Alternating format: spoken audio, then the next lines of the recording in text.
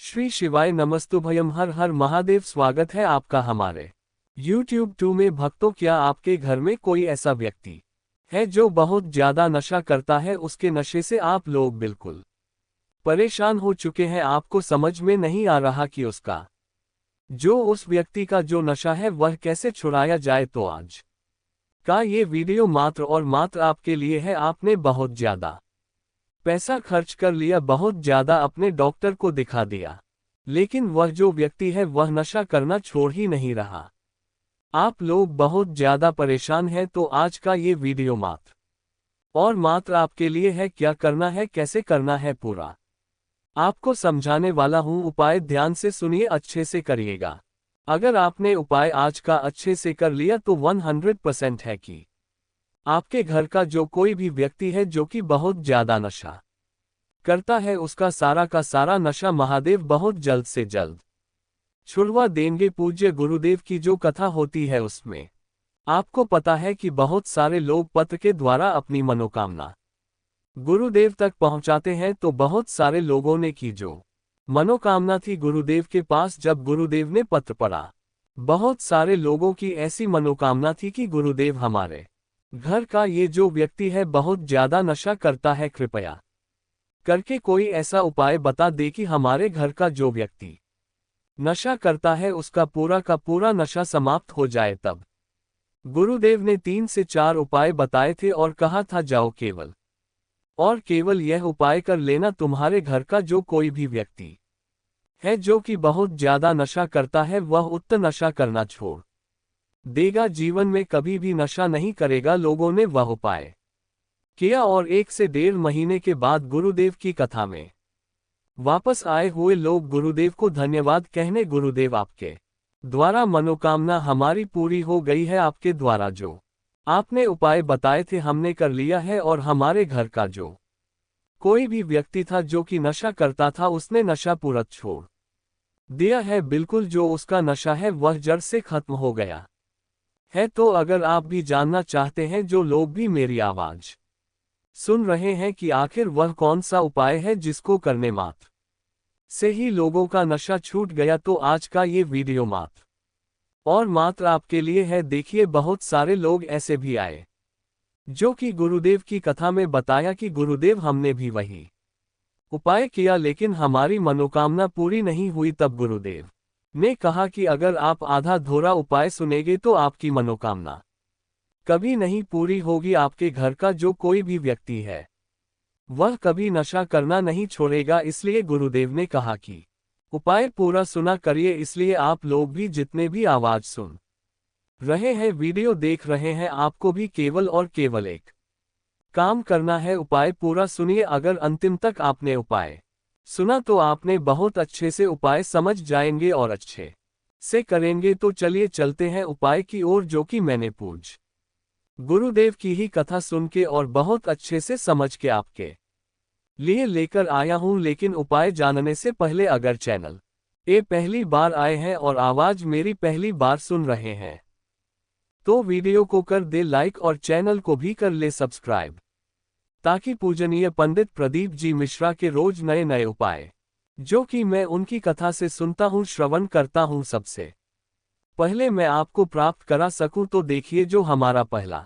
उपाय है वह नारियल का उपाय है। अब नारियल में आपको करना कैसे है, ध्यान से सुनिए। बहुत ही सरलता से मैं आपको बताने का प्रयास करूंगा। आपको एक नारियल लेना है, लेकिन यह उपाय करवाना किससे है? ये उपाय आपको उसी व्यक्ति से कराना है जो कि आपके घर में नशा बहुत ज्यादा करता है। क्या कराना है, कैसे कराना है, ध्यान से सुनिए। सबसे जो पहला उपाय है, यह आपको एक लेना है नारियल। नारियल कैसी होनी चाहिए, कच्ची या पक्की नारियल? आपको पकी नारियल चाहिए। बहुत सारे लोग गलती क्या करते हैं कि वह कच्ची नारियल ले लेते हैं, तो आपको कच्ची नारियल नहीं लेना। ठीक, आपको क्या लेना है? पकी नारियल लेना है, बिल्कुल साबुत नारियल लेना है। ठीक है, आपने नारियल ले ली। नारियल लेने के बाद आपको क्या करना है? जैसे आप नारियल लेंगे, साथ साथ आपको चाहिए एक सफेद कपड़ा। जैसे आप लोग पोटली मांगते हैं, मनोकामना मांगते हैं ना, बस सेम टू सेम आपको क्या चाहिए? एक सफेद कपड़ा।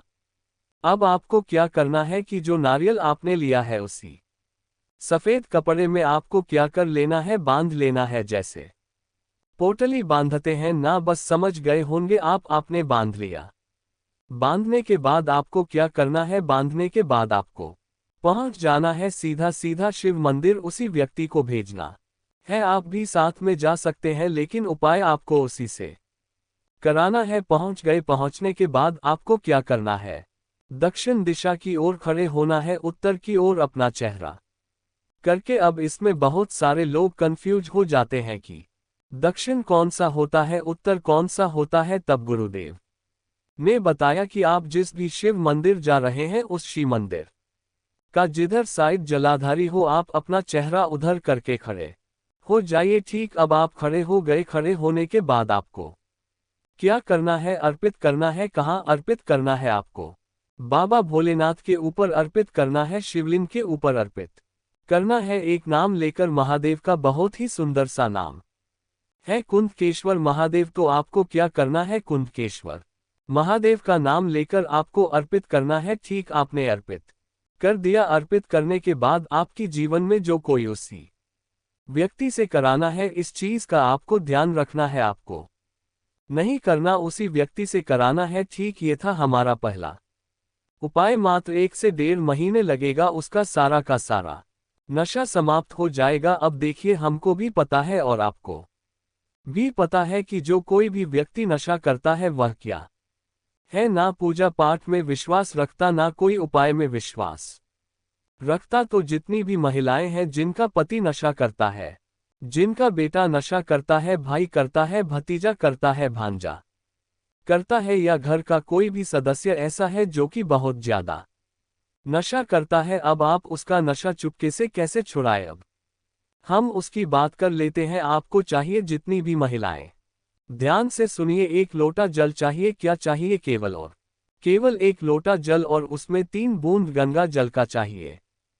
ठीक, अब आपको करना क्या है, ध्यान से समझिए। जो 1 लोटा जल है, सबसे पहले तो तांबे के लोटे में जल होना चाहिए। एक चीज उसके अलावा जो जल है वह आपके घर का होना चाहिए।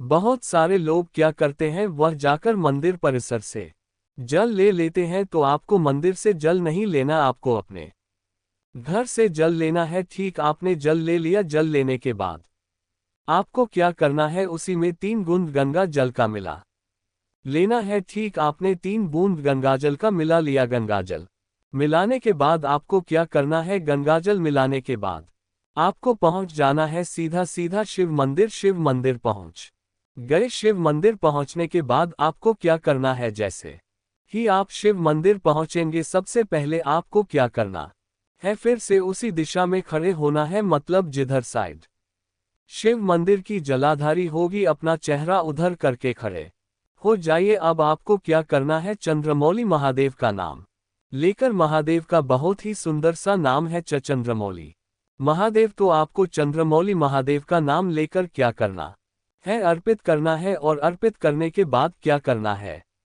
बाबा से उसको औषधि के रूप में मांगना है कि बाबा कृपया करके हमको इसको औषधि के रूप में प्रदान करें। अब क्या होगा, अब जब वह जल जलाधारी से नीचे गिरेगा, तब वह साधारण जल नहीं गिर रहा, अब वह क्या गिर रहा है, अब वह औषधि गिर रही। अब आपको करना क्या है, आपको किसी दूसरे पात्र में, मतलब कोई भी कटोरी हो, ग्लास हो, आपको क्या कर लेना है, उसको भर लेना है। भरने के बाद उसको लेकर आ जाइए घर। अब क्या है, अब वह औषधि लेकर आ रहे हैं। ठीक, अब उसको लेकर आ जाइए घर। जैसे आप लेकर उसको घर आ जाएंगे, अब आपको उसी व्यक्ति को पिलाना है जो कि आपके घर में नशा करता है। अब देखिए, अगर साधारण रूप से पी लेता है तब तो बहुत अच्छी बात है, लेकिन बहुत सारे लोग पीने में आनाकानी करते हैं। तो अब आपको करना क्या है, जब भी वह पानी पीने को मांगे, ठीक जब भी वह चाय मांगे, तो आपको क्या करना है, चाय तो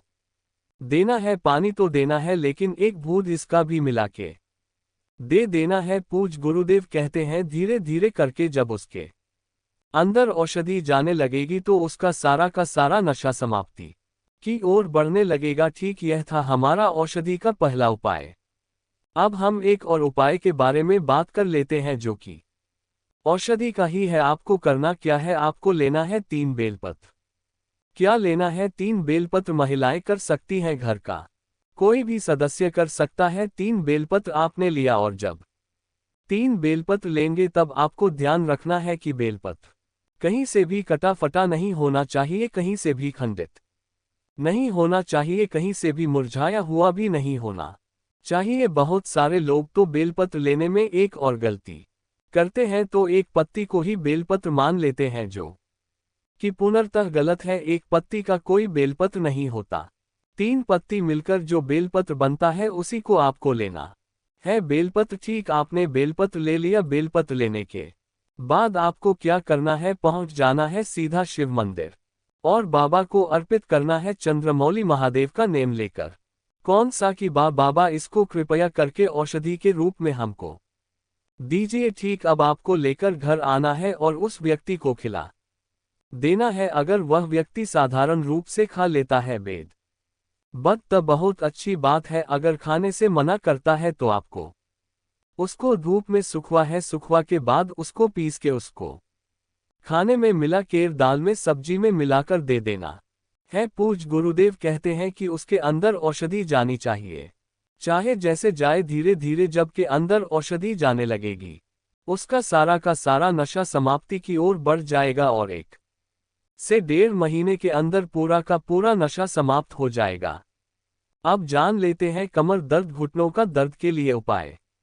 देखिए, घुटनों और कमर दर्द के लिए गुरु जी ने बहुत ही अचूक उपाय बताया है। आपको बता दे, जो लोग भी ये उपाय किए हैं गुरुजी के कथा में लोग पत्र भेजे हैं और बताते हैं उनका जो दर्द है वह समाप्त हो चुका है। बहुत ही वह लोग दावा कर चुके थे, ट्रीटमेंट कर चुके थे, लेकिन जो कमर का दर्द, घुटनों का दर्द समाप्त ही नहीं हो रहा था। लेकिन गुरु जी के उपाय करने मात्र से ही उनको बहुत ज्यादा आराम मिल गया और सभी रोग समाप्त हो गए। तो करना क्या आपको? देखिए, आपको यह उपाय करना कब है, सबसे पहले हम आपको बताते हैं। यह उपाय को 5 बार करना है और आपको कब करना, देखिए। ये उपाय प्रदोष के दिन कर सकते हैं, यानी कि 5 प्रदोष के दिन आप कर सकते हैं और आप 5 सोमवार के दिन कर सकते हैं और 5 शिवरात्रि यानी कि जो मासिक शिवरात्रि आता है उसमें भी कर सकते हैं। ठीक है, तो आपका इच्छा जिसमें करे, जैसे करना आप कर सकते हैं। तो करना क्या आपको चाहिए? बेल का जो पेड़ होता है, बेलपत्र का जो पेड़ होता है, उसकी जड़ चाहिए। ठीक है, तो देखिए, जो जड़ है आपको सूख हुआ जड़ चाहिए, यानी बेलपत्र जो है कहीं सूख गया हो। ठीक है, ध्यान दे, आपको हर पेड़ यानी जो पेड़ सूखा नहीं हो उसकी जड़ नहीं लाना। आपको सूखे हुए बेल के पेड़ का जड़ चाहिए। ये नहीं किया, पेड़ काट दिया, ऐसा गलती नहीं करेगा। आप ढूंढकर प्रयास करेगा, ढूंढिए। आपको सूखे हुए बेलपत्र का जो जड़ है उसका उपाय करना है। सूख बेलपत्र का जड़ लेकर आना है। उसके बाद में उस जड़ से आपको पेस्ट बनाना है, जैसे आप चंदन का पेस्ट बनाते हैं, ठीक वैसे ही सील बातें चाहे किसी पर घिसकर आपको पेस्ट बना लेना है। पेस्ट यानी बना लेने के बाद में आपको चले जाना शिव मंदिर में। अब आपको करना क्या है, ध्यान से समझ लीजिएगा। शिव मंदिर में चले जाने के बाद में उसे पेस्ट को शिव मंदिर में चले जाने बाद में आपको जब क्या करना है, पातालेश्वर महादेव का नाम लेते हुए शिवलिंग पर उसे पेस्ट को लगाना है। ठीक है, उसके बाद में आपको प्रार्थना करना है, जो भी आपके कष्ट हैं उसके बारे में प्रार्थना करते हुए आपको लगाना है और फिर लगा लेने के बाद में आते समय वह जो पेस्ट आपने लगाया है उसे आप किसी पत्र में लेकर आ जाना है वापस। उसके बाद में आप और भी अधिक पेस्ट बना ले। उसके बाद में उसे पेस्ट का छोटी छोटी आपको गोलियां बना लेना है। अब उसको आपको ग्रहण करना है, यानी कि खाना है। ठीक है, और आपको बता दें, ये जो उपाय आपको 5 बार करना है, आपको हमने बता ही दिया है 5 बार कब कब करना है। आपको बता दें, 5 बार जब आप उपाय करेंगे आपका जो भी रोग है समाप्त हो जाएगा धीरे धीरे और आपका कमर दर्द, घुटनों का दर्द बिल्कुल आराम लगने लगेगा। दोस्तों, पर वीडियो पसंद आया हो जरूर करें, कमेंट में हर हर महादेव जरूर लिखें।